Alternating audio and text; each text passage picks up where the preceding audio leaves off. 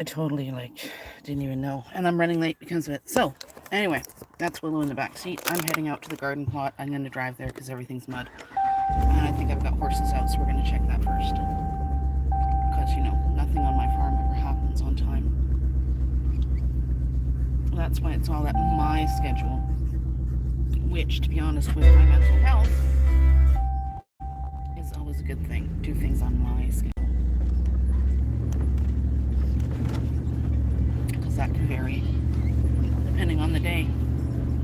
Oh my gosh. Welcome, welcome. So happy to be here. I'm driving down to fix a gate quickly before we go out to where the garden's going to be. Oh, I can't drive down there. Maybe I can. You should see what I'm driving through. It's a mess. It's a nightmare. In a human way. However, the farm will be happy once I reroute it and sort it all out. We'll get it sorted. Okay, we got a gate dog. Oh, and we got every horse I own out in the pasture. Or I don't want them. Oh my gosh. Okay, so we're going there first. Let's fix this gate first, though.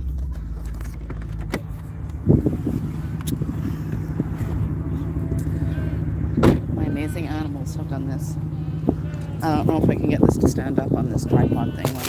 It's like the dash mount. Maybe I can get it to stand up so you guys can see. Because I gotta fix this problem here.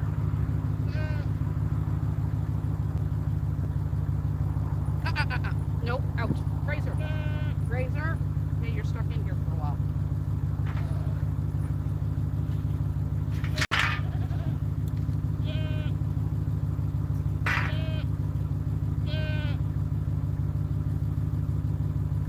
Oh, seriously. Yeah.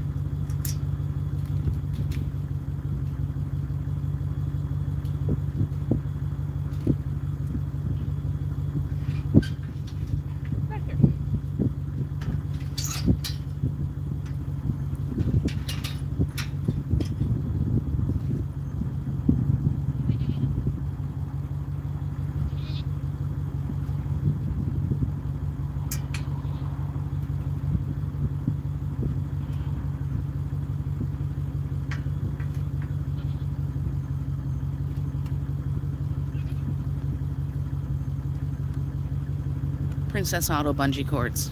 They owe me so much money back in bungee cords. Love Princess Auto. Your bungee cords? No bueno. Okay. Fraser, are you coming in the truck? Come on. Fraser, come on. Oh, Wolfie got in. Let's see if Fraser will get in. Come on, get in there. Up, up. Get in there. Thank you, boy. Move your tail. All right. Oh, we got one person in here. Other than me. That's cool. We got delayed because the horses took down the gate. So now. And of course then I had to also figure out how to go live on here. That was fun. Oh, my horses are running all over the pasture. That's going to be so much fun getting them back in their pen. So hey, now we're going to drive around Lake Havasu here and go out across the railroad tracks, which were the original approach to the farm. I had the seller put a new approach in for me, but of course, as you saw in the other video, it transverses all the natural swales in the property. So I'm gonna reroute with some traveling across my path. Can you like the bumps? Those are real. God bless my truck. It is not supposed to be a farm truck. It's a farm truck. Okay, so now I'm gonna have to get out of the truck, and I'm going to have to mud bog. I'm gonna have to walk through. Look at this. This is my other approach. See that mess? Can you guys see that mess? Yeah, that mess over there.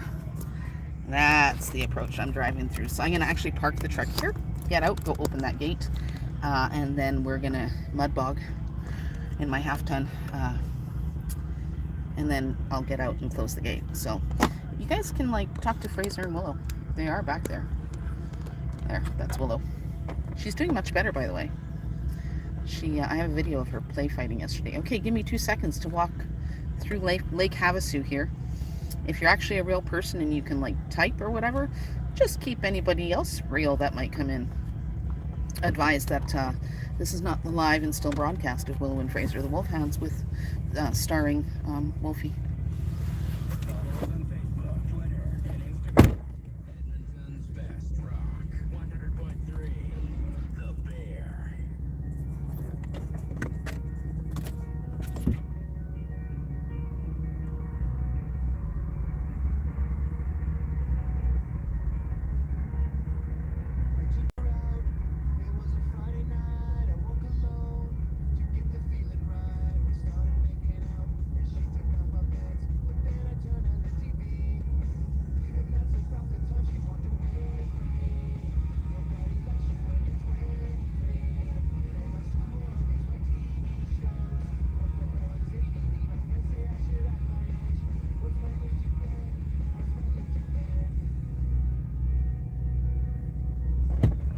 How much fun was that, right? Come on, Wolfie.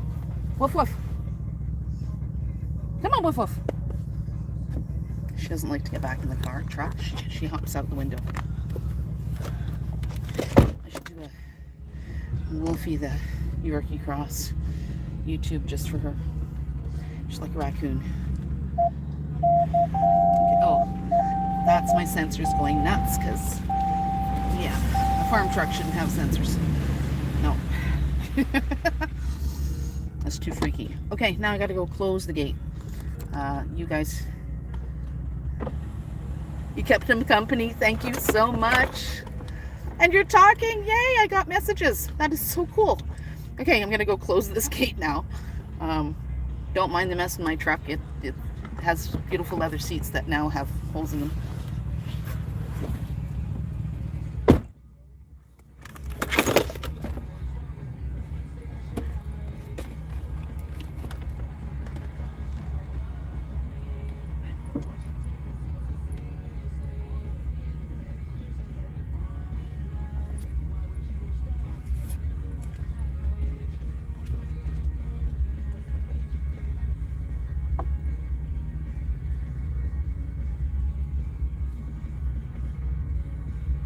I originally was going to leave that gate open, but the horses are all out of their winter pen. They broke a gate. That's what's delaying me so much. And we have to drive on the highway for 2 seconds. And anyway, so now they're all in the pasture, which means I have to close that gate. All right, let's have some fun. CN Railway was kind enough to put up a private railroad crossing sign for me. It says use at your own risk and only if you're authorized. The only person on the planet authorized is me. So that's cool, right? Yeah. Things you don't think about when you're buying some land. Do you really need people's permission to cross railroad tracks? Even though it's already a crossing they put in? Yeah, you do. Okay. Oh, I forgot my reading glasses in the house, so. And the messages just disappeared, so I promise I will respond to whatever that said, or you can retype it if you want. Copy and paste, God bless. Okay. Now turning off the highway. Lure the horses? Oh no, I can get them back in just by calling their names. But I wanted to get out to the garden, so yeah, I'm not worried that they're out. They're in their pasture, which has a page wire perimeter fence. And there's feed in there. They're just not in their winter pen, which meant I couldn't leave the main pasture gate open. You know, yeah. So I'm going to try some weird stuff this year. This piece of land that we're looking at is outside my main pasture fence line. Originally, I left it outside because it was wet on the whole fence line. So wet that we couldn't get a truck and a hydraulic post pounder in to fix the 8 million-year-old fencing that's falling down. So I left it outside the fence line. This is what it looks like. Okay. I know there's all sorts of garbage on my seat. So this is what it looks like. This is my monsoon. That was pasture, I guess, grass. But I noticed when I sat here, and I sat here for, oh my gosh, every day when I would come to do fencing for the perimeter, and I would sit here and just look at it turn into summer, because it was late spring when I got possession of my property. So a lot of the snow and the wet and everything was already gone. So I just kind of sat back and watched it. And there was a little wet area over there, which we'll walk to and you can see is still there. But there was a little wet area over there. But it wasn't the kind of wet, sloughie area that was deep water. It was maybe 1.5 feet deep. So it was just surface, which told me that the ground itself was holding a lot of water. But because of the way it was, I didn't think, like, I wanted to plan out what I could do with it. And then, as I drove down to see the properties on the other side of me, which, by the way, everything around me is literally cropland. So that's beautiful. I don't actually have any humanoid neighbors, although one of my new fans is a new humanoid neighbor. And I look forward to that. But when I bought it, there's no humans here. It's just me, the dogs, and the animals. So anyway, on the other side of exactly where my fence line is, on the west side, there's actually a dugout in a crop field. And you can see that it used to be probably cattle way back in 1,000,000 years ago, because this land sat empty for 20 years. I know, right? Yeah, peace, love, and zen.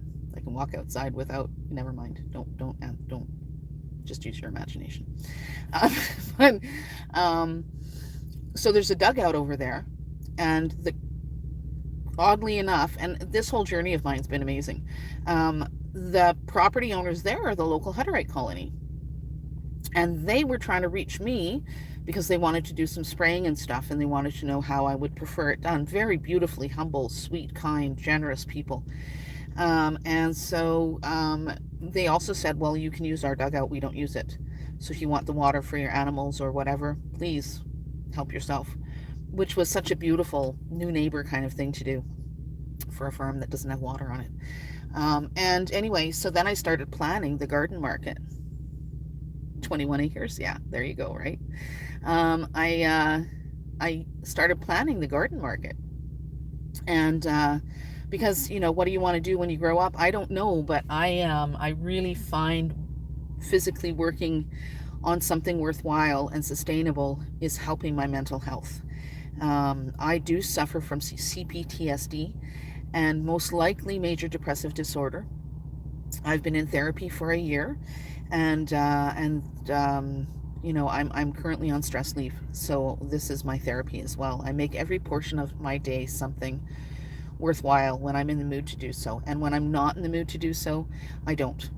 But when I'm in those good mood days, and I really want to just be, I can get myself going, and then I challenge myself to get out here and make at least that dent in what matters in developing this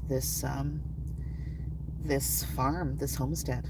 And I'm just blessed, honestly, that the universe, God, Kismet, fate, decided to help me do all of this right now. Because I think, honestly, I would be quite lost if I was still in the city, and I wouldn't really know how to release some of my I need to reframe a lot of the things in the ways I think, right? Because when you have complex post-traumatic stress disorder, your brain has learned how to survive for a very long time. And you need to relearn how to deal with certain situations in a healthier manner. So anyway, this whole process I'm going through is helping me with that. So that's a blessing. So I bought this land, sat here, looked at the whole place, saw the water, and Hutterites came, said I could use the dugout. And then I started planning this. So let's go outside and I'll show you. They came back in the fall for me when it was drier, and they actually did the one-time rototill that this land will ever go through. This will not be mechanically rototilled again. So they use their big discs and then their small discs, and it's quite chunky and lumpy, but I don't care about that. With years and time, that will change. Everything happens in its own time, right? Awesome. Thank you for being here, Marius, by the way. Okay, so let's go outside and take a peek at why is my mare running around with her foal, crying for the whole herd? The herd can't be very far away. No, they're just up on the rise. Okay, she's fine. All right, so let's go outside and we'll look at what I'm planning here and what I saw in my head. We're going to drive up a little bit farther onto the property. And we're going to go for a little walkabout. I have an itchy eyeball. By the way, when I'm outside, I may not be able to respond to your messages or your comments because I'm not wearing my glasses and I can't see to read very well unless I'm this close. So we're going to make sure the windows are down for Willow and Fraser. We're not going to let them out because they're sight hounds, and the first thing that moves fast, they're going to go and visit. And I don't feel like trying to chase an Irish wolfhound anymore. All right, so let's go for a quick walk and we'll have a quick talk about what we see out here. And then maybe some of the ideas that I have in mind and some of the basic essential, what I feel are basic essential tools to planning out really anything. Oh, you are very welcome. Okay, so all of this was pasture. And so as I said, the Hutterites came and they rototilled it roughly for me. And I mean, but look at what's in this pasture soil. 20 years of natural composting. Look at that soil. Look how loamy that is. Look how black that is. Like that is, I am just like, yeah, aha, that is some soil there. That is some nice organic alive soil. So we didn't want to disc it up too much because we don't want to kill that life that's in it. I didn't see this wet spot. And it's quite squishy, like I'm starting to get squishy here. I didn't see this wet spot. Oh, it's really squishy here. Like that's how far I'm going in now, right? So there's a low-lying spot here, so that needs to be accounted for in planning. And I may have a backhoe come in. Oh, and it's quite wet this way. You can feel that natural swale in the soil right here. I'm still sinking and I'm, that far away. And it seems to be in this one kind of track here. So that's interesting to note, right? It really is.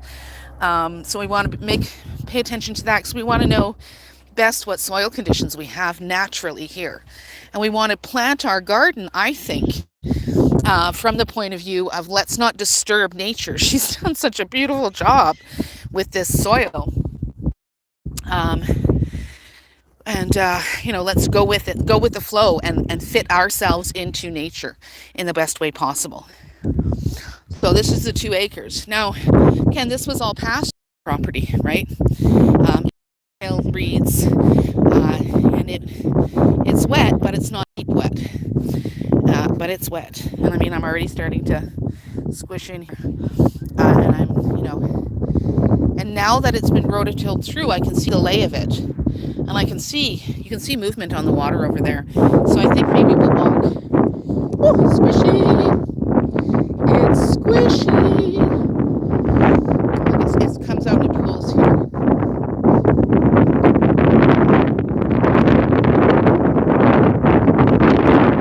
Now I find this interesting because there has been no vehicles in here to create those tracks. So that's something I need to pay attention to.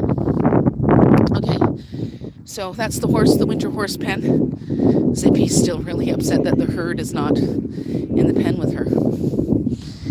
So, okay. Yeah, I can do that. Yeah, I can take some pics. I think we should be fine now. I just dropped the Wi-Fi connection because the modem's in my truck. Okay, so there we go. So you see how wet that is and where it's pooling. There's a lot of water. Woo-ha! That's a good thing though, because there is no water on this property, right? So the more natural water I can get, it's just working with it. So you can see here, I actually planned out my raised garden beds last fall, right? And so when they were here, I had them mound soil. These mounds are actually going to be my raised garden beds. I actually laid out the wood as well. We're going to walk back here and see where does that water come from. What's a major source of how wet this is here?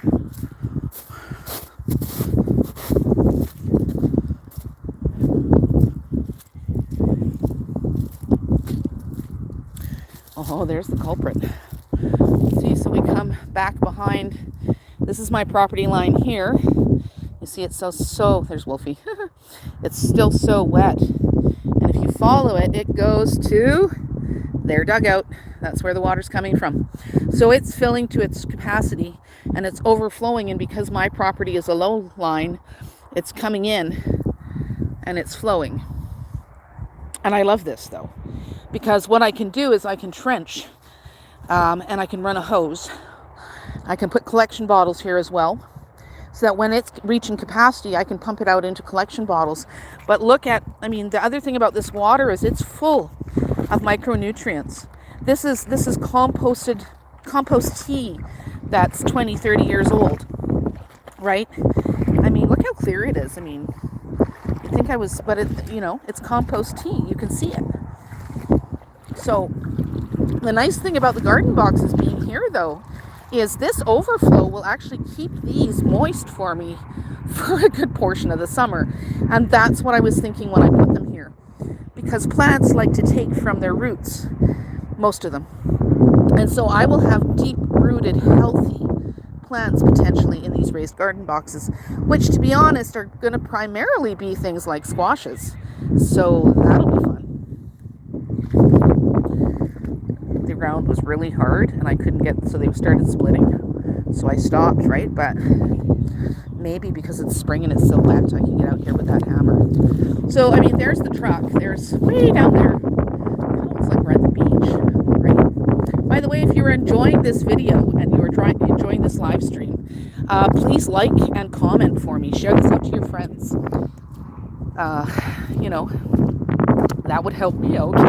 Okay, so we're looking at the wet spots and all of that. So I can't do a lot of planting down here right now, although there are some varieties of plants. A lot of perennials, actually, garden vegetables, like wet soil. Now we can think of maybe putting other things like our peas and beans. They prefer damp soils, but something that will filter and drain. And I mean, that's what we're standing in now as we walk to the edge, right? We want the edge maybe of this would be a good place to mound and do some peas and beans. It's going to come off that way there. Oh, that poor mare. She's just so upset. Yeah. So let's just take a look at this for a second. I'm going to put you guys down on the ground and see if I can wangle this. Let's take a look at that for a second. What do you see? What would you do if that was your garden?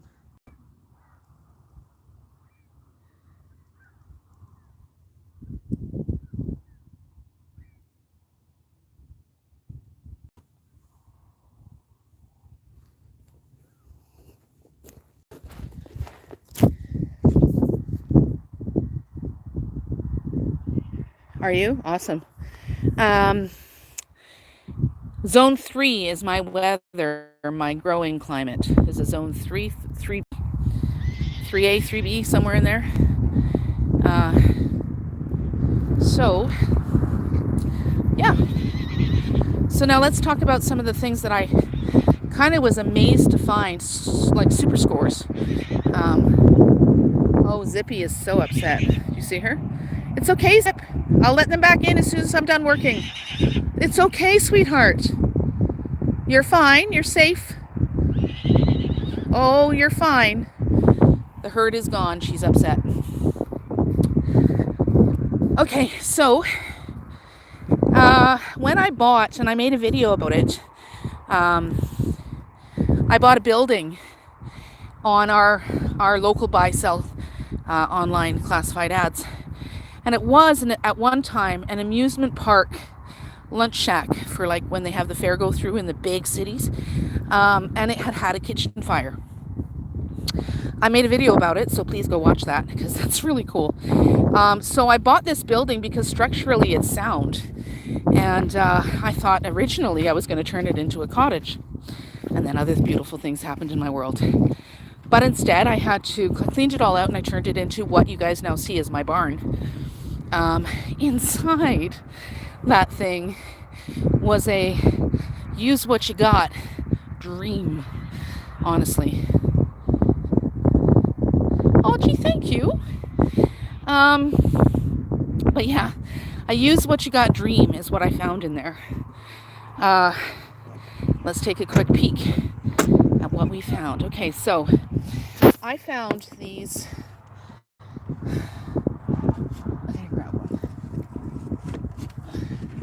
I didn't load the truck very well. I just threw everything in there. These. Do you know what these are? You know what the amusement park or the fair or whatever, even in some malls, they've got a broom handle and then a hoop with a garbage bag stuck to it, and they sweep the garbage into the bin bag? That's what these are. There's about 100 of them or more in there. And so these are actually going to become the framework for my windrow greenhouses. Being in zone 3, I really want to get started on a lot of stuff earlier. Even a week or two earlier would really help my growing season. So these have a pike on the end. So they're going to go into the ground. And then I'm going to put poly over top and create mini greenhouses over my windrows so that my vegetables can start sprouting and germinating early. But before I do that,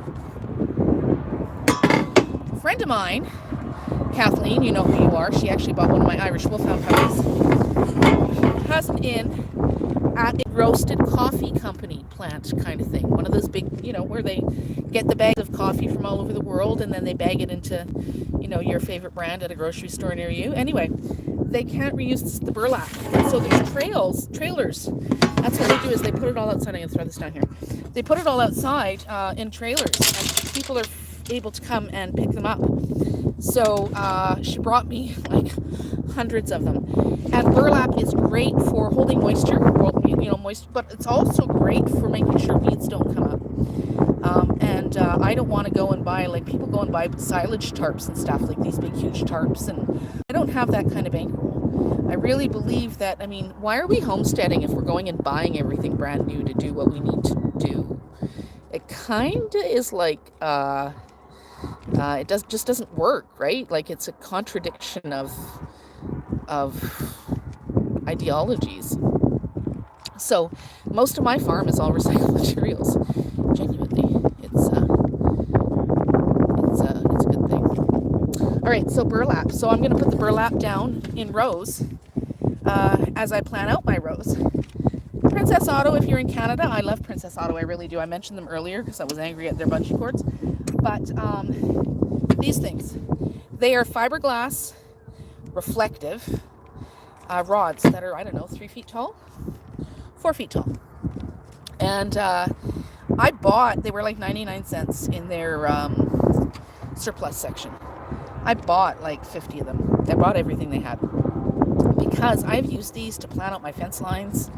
Because, being here by myself, if I'm driving a truck and a post pounder, I can't actually see the spray paint on the pasture to tell me where that next post is supposed to be because I've already obviously pre-measured them out.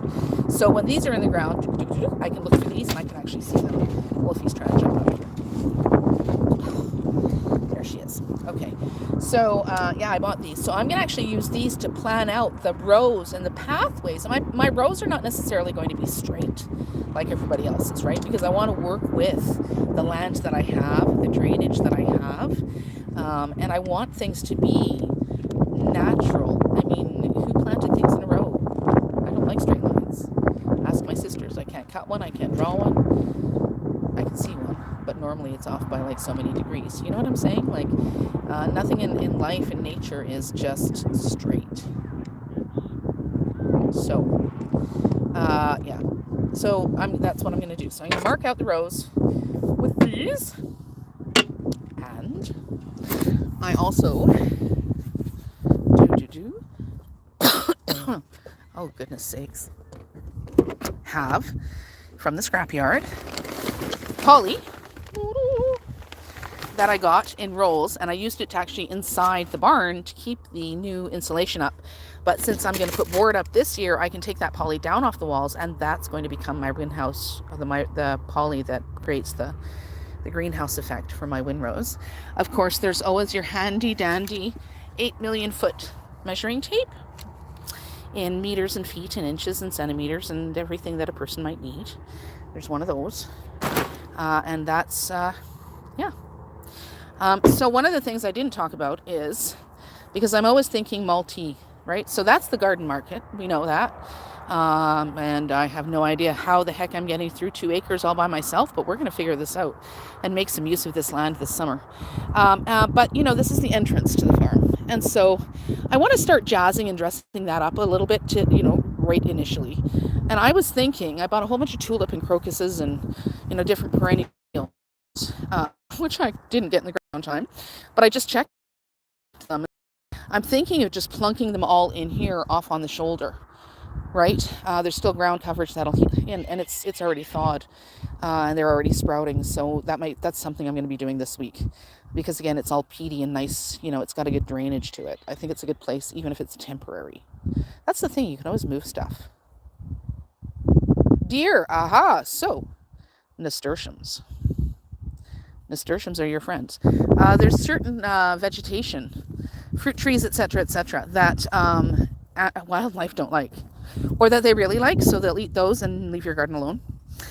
But I also have the advantage of having some other things on my farm that deter people that move in, like deer, from eating the crops, because there's a pair of Irish wolfhounds, that's Willow and Fraser. And although they are not allowed out here, they're allowed all in there, right up to almost here. And he's bigger than a deer. So, but I also have Daisy, my Turkish Kangol. She does all of the patrolling of this property for anything that doesn't belong here. She barks at and chases away. And then Wolfie. Wolfie's that tiny little creature. That's Wolfie. That's Wolfie. You know, none of my animals like strangers on the property. So that's a blessing. Other than that, there's no other deterrence, because if nature's going to go past that and go through that, then it is. And I'll have to revamp and regroup and figure it out, I think, is the best just way of, you know, dealing with it. Okay, so I don't know how much battery life I have left. Not even a rabbit. Yeah, mine don't eat them. No, mine don't eat them. Mine chase them away.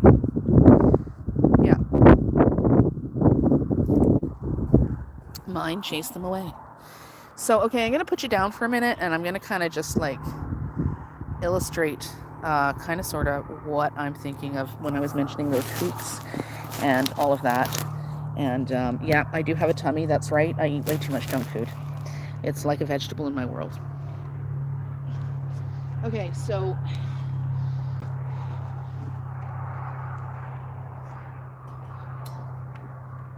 let's get some of these puppies out.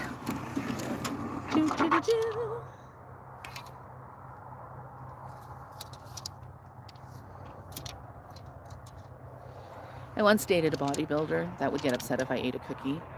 And I mean, I have a pretty good physique, actually. I have a really good musculature to me, even at 50.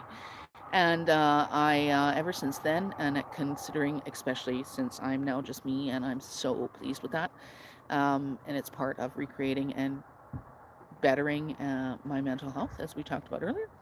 On my journey, I don't care if I eat 15 cookies. If I want to eat them, I eat them. Okay, so these are our stakes for measuring, right? And we wanted our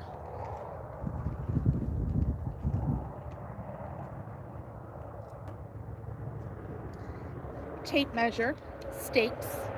I'm going to wander over here. I got to leave you guys sitting there, so I hope you can see me. I'll try real hard, but that's the only safe place for the phone to be right now.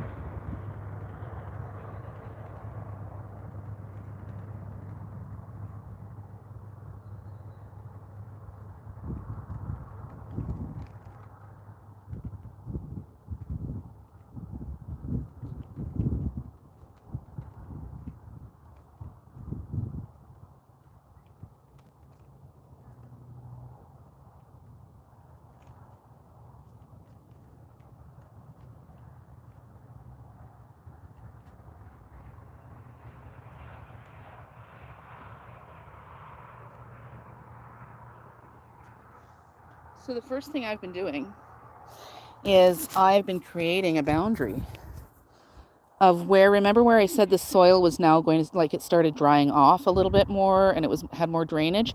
That's all this portion here towards us. Where the markers are is where it starts to get moister.